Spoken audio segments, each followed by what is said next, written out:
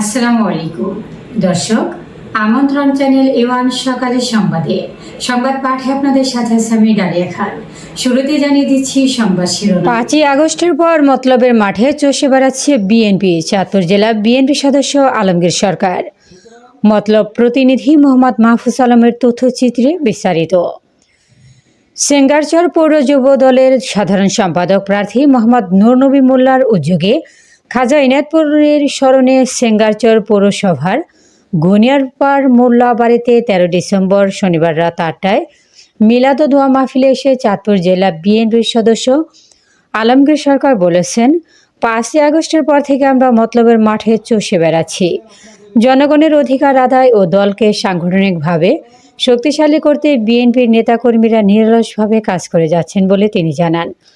তিনি বলেন, চাঁদপুর 2 আসনে বিএনপির নমিনি ডাক্তার জালাল উদ্দিন দলের কেন্দ্রীয় নির্দেশনার আলোকে মতলব উত্তর ও দক্ষিণ উপজেলার বিভিন্ন ইউনিয়ন, গ্রাম ও হাট বাজারের নেতাকর্মীরা সাধারণ মানুষের সাথে সরাসরি যোগাযোগ স্থাপন করেছেন।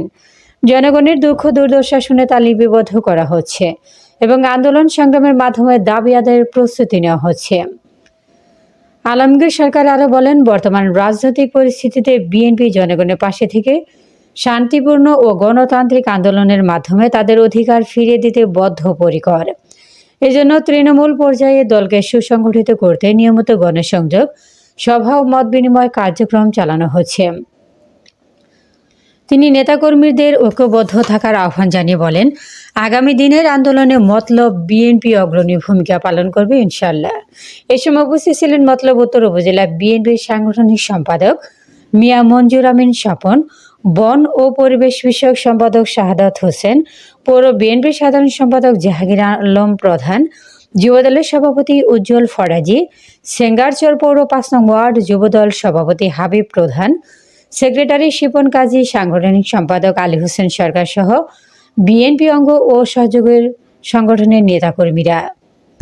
কিন্তু 5ই আগস্টের যে ছাত্র জনতার যে বিপ্লব, যে অভ্যুত্থান, সে অভ্যুত্থানের পরে আমরা কিন্তু ওই মতলবের মাঠে ঘাটে চষে বেড়াচ্ছি, আপনাদের সাথে দেখা করবার, আপনাদের সাথে মত বিনিময় করবার।